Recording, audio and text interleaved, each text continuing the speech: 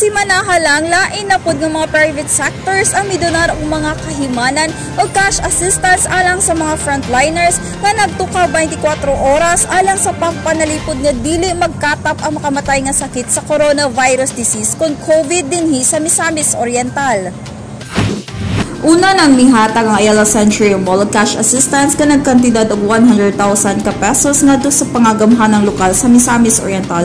Diin si Dr. Jerry Kalingasan, isip chairman sa Provincial Task Force sa COVID-19. Mao ang gitahasan sa amahan sa lalawigan nga mopalit sa mga panginahanglanon sa mga frontliners.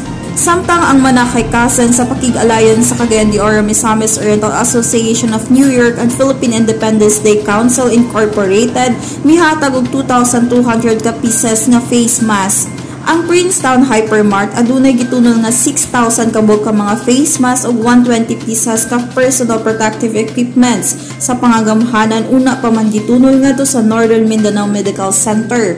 Dako ang pasalamat ni Gobernador Bambi Imano ngadto sa tanan private sectors nga midangot sa iyang buhatan aron makahatag tabang sa tanang Misamisnon nga padayon nakigbisog sa COVID-19.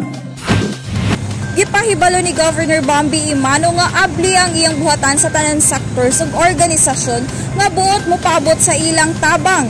Gani ang tanang donasyon iya kining ibutang sa Transparency Donation Board aron makita sa publiko ang tanang donasyon alang sa mga Misamisnon. Ako si Labo Ethel Ipanag alang sa limpyo ug matarong nga panggobyerno, padayon Pilipino.